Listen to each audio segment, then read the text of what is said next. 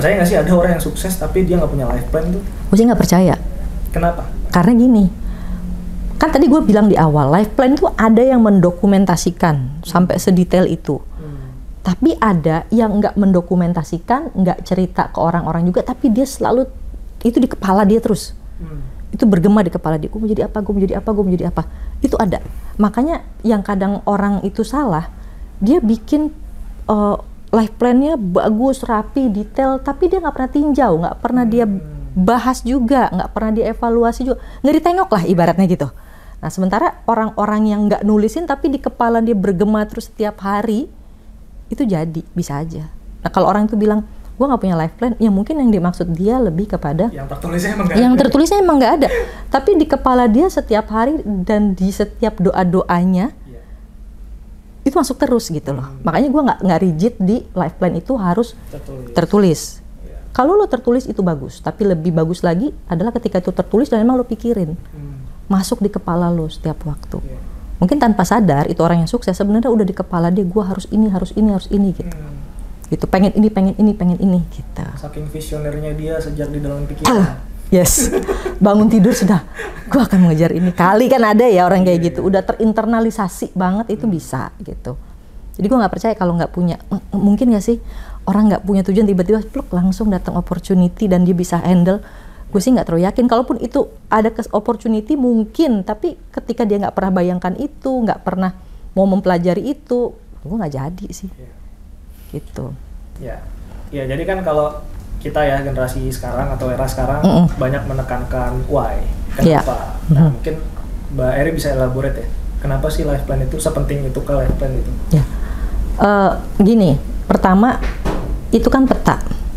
Ini perjalanan panjang. Tadi gue udah ngomong sama lo. Life itu panjang, insya Allah panjang. Ada juga sih yang pendek, tapi itu rahasia. Rahasia Tuhan. Ya. Kalau ini perjalanan panjang tanpa ada peta, menurut gue possibility nyasarnya mungkin. Terus gini, perjalanan panjang, terus lu nggak tahu mau apa, mau ngapain. Menurut gue di tengah jalan lu pasti nggak termotivasi, benar nggak? Iya. Terus yang namanya perjalanan panjang ada tujuan, lu akan bela-belain nggak? Misalnya nih, lu mau pergi ke Bandung jauh-jauh nih untuk makan sate. Karena lu udah tahu itu impian lu makan sate itu di Bandung, walaupun itu jauh ngeluarin ongkos, lu jalanin. Tapi kalau nggak jelas kan, ngapain banget kita toto di sana, di jalan tuh pasti udah lu balik aja apa ya, gitu. Ibaratnya karena nggak ada tujuan tuh bisa seperti itu. Jadi pertama memang lu butuh peta yang menggait arah lu selama bertahun-tahun ini. Kedua, lu butuh itu untuk memotivasi diri lu. Berikutnya adalah pada saat di perjalanan panjang itu pasti ada kondisi-kondisi lu akan membuat decision, memilih sesuatu. Karena kan membuat plan itu bukan berarti juga semuanya mulus, bukan berarti semua itu nggak ada tantangan, bukan berarti semua itu sesuai dengan jalannya. Pasti ada kondisi-kondisi lu harus membuat keputusan, ini mewujudkan plan ini ada tantangan ini nih, gue ambil apa enggak ya? Gue harus ngambil opportunity ini apa enggak ya? Itu mendekatkan gue dengan plan gue atau memperjauh. Contoh seperti tadi gue menikah, itu kan sebenarnya plan gue udah ada. Terus pada saat gue mau menikah, kan itu gue mempertanyakan, ini menikah ini akan menjauhkan gue dari life plan yang impian gue nggak sih? Nah akhirnya gue membuat keputusan dengan membuat persyaratan tadi dan ternyata kan tidak ada masalah gitu kan, dimodifikasi aja, jadi life plan gue tetap jalan. Nah itu membantu kita juga dalam mengambil keputusan gitu kan. Terus itu juga membuat kita konsisten sebenarnya, langkah kita konsisten. Ada kalanya sih dalam mengejar tujuan itu, ada kalanya kita kayak capek tengah jalan, istirahat boleh, tetapi kan balik badan nggak boleh. Istirahat boleh, memelankan pace, mengambil nafas lah ibaratnya. Tapi kemudian lo harus bangkit lagi, tinjau lagi, lo punya tujuan, lo punya impian, ya lo kejar lagi. Gitu. Itu memastikan lo konsistensi menurut gue. Ya. Gitu. Ini gue sekalian konsultasi nih, jadi gimana? Kayak case gue tadi ya, kan gue pengen life plan gue sebagai entrepreneur tuh sebenarnya kayak agak gue singkirin dulu. Mungkin gak sih itu sewaktu-waktu gue tetap kejar dengan kondisi gue sekarang juga bekerja. Ya kan sekarang banyak orang-orang yang profesional, dia punya bisnis sebagai entrepreneur juga. Nah itu kira-kira gimana, Mas?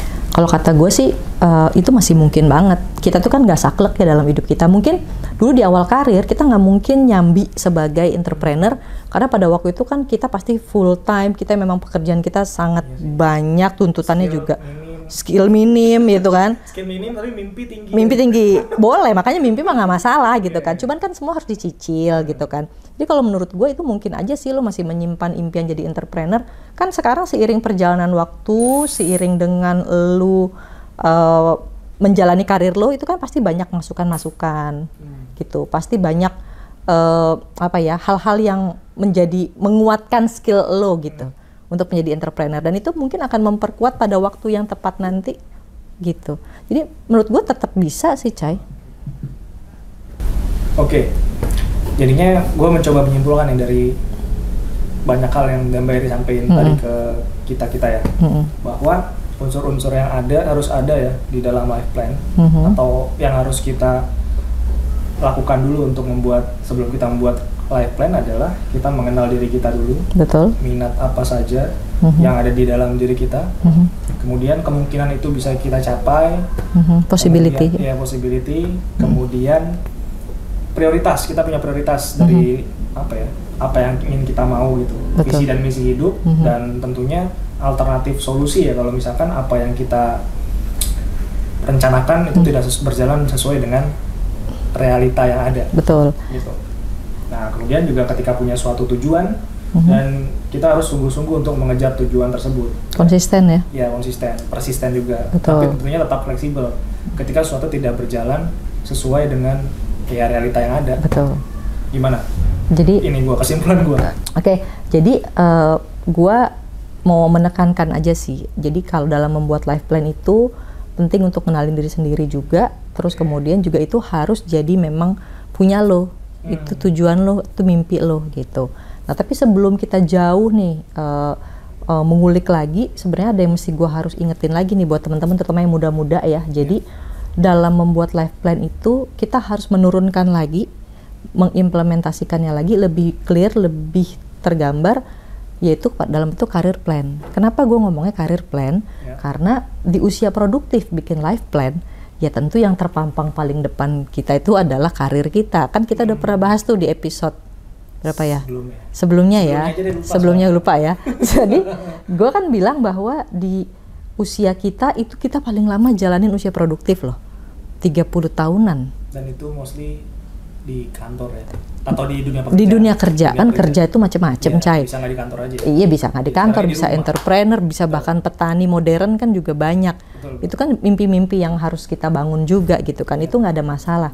Tapi itu kan usia produktivitas. Apapun lahan kerja lo, di kantor kah, profesional kah, pengusaha kah, petani kah gitu kan ya, itu pilihan gitu. Artis kah, itu orang seni, itu pilihan. Tapi memang lo harus bikin life plan besar, kemudian lo turunkan dalam bentuk career plan gitu. Career plan itu lebih detailnya lagi tuh, Cai, lebih clear timeline waktunya, terus lebih clear jelas tuh pengen punya skill apa, itu di breakdown tuh di situ. Sepakat sih, sepakat. Itu kayak ya setelah lo menargetkan ingin posisi apa misalkan tadi ya, lu harus bisa memataskan diri dengan punya skill set yang dibutuhkan. Betul, kapasitasnya.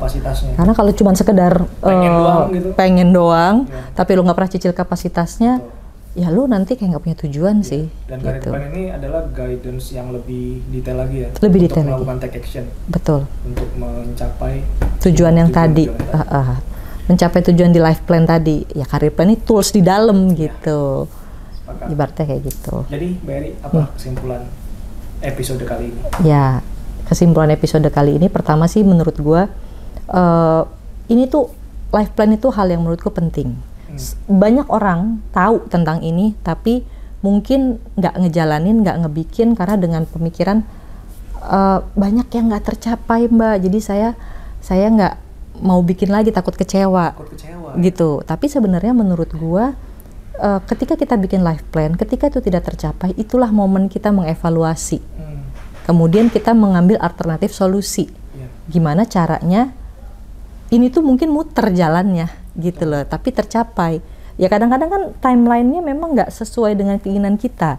Ya tadi lo bilang lo pengen jadi entrepreneur. Pada saat itu ternyata kan beberapa hal tidak tercapai. Karena belum pas mungkin memang harus muter dulu, lo jadi apa dulu, setelah lo matang lo siap. Kadang-kadang masalah waktunya. Gitu. Nah itu cuma dimodify aja gitu.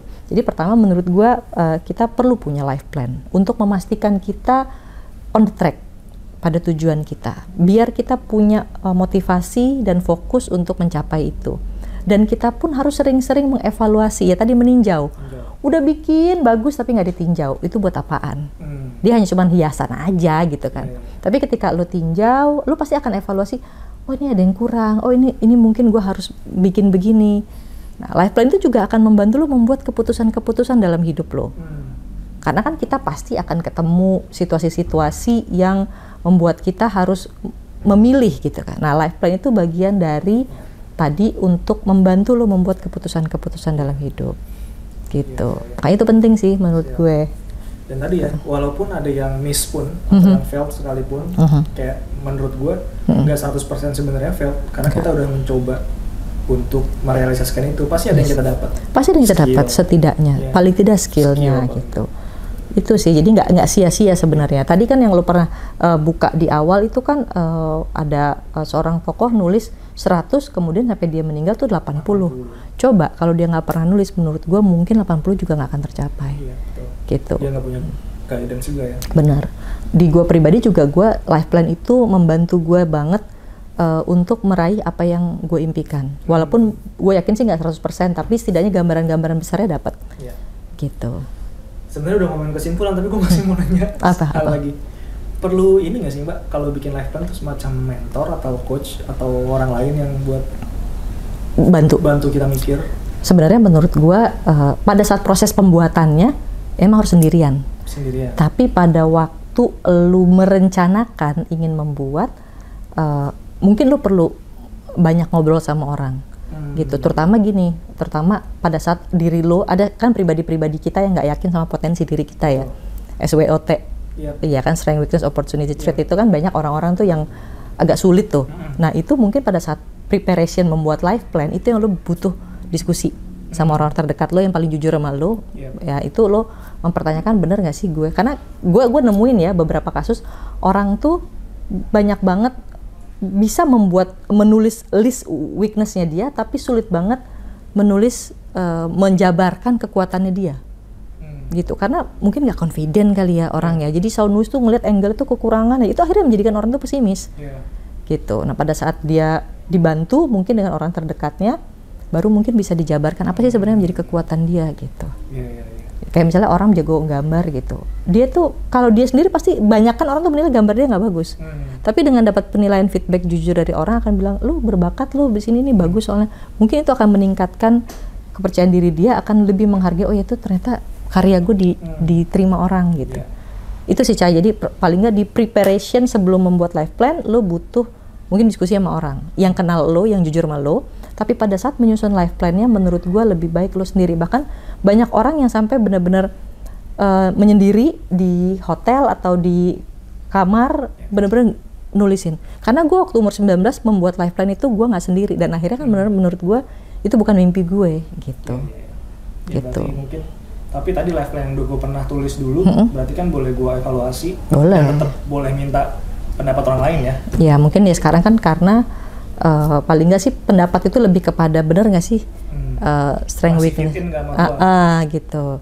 Tapi selebihnya sih itu mimpi lo, menurut gue ya nggak ada masalah kalau lo sendiri yang memutuskan gitu. Oke, terima kasih Mbak Eri atas kesimpulannya materi pada hari ini. Sama-sama. Ya, intinya kesimpulannya kita life plan itu penting, why-nya udah dijelasin sama Mbak Eri, dan tidak kalah penting di dalam dunia kerja kita memfollow up-nya juga dengan membuat sebuah career plan. Yes. Gitu. Yang mana career plan ini akan kita bahas di episode selanjutnya. Betul, karena akan lebih detail ya. Dan kayaknya ya nggak mungkin kita bahas career plan dalam satu episode kayaknya. Iya, karena kali ini kita ngomong bener-bener life plan aja dulu. Betul. Gitu. Itu aja, terima kasih. Sama-sama Cai. Mbak Eri, sampai ketemu di momen-momen selanjutnya yang sangat gua nantikan. Siap. Dan mudah-mudahan teman-teman nantikan juga. Kalau gitu sampai di sini teman-teman. Terima kasih banyak. Mudah-mudahan bermanfaat ya hari ini yang kita dengar dari Mbak Eri. Thank you. Sama-sama Cai. Ya, sampai ketemu. Sampai ketemu.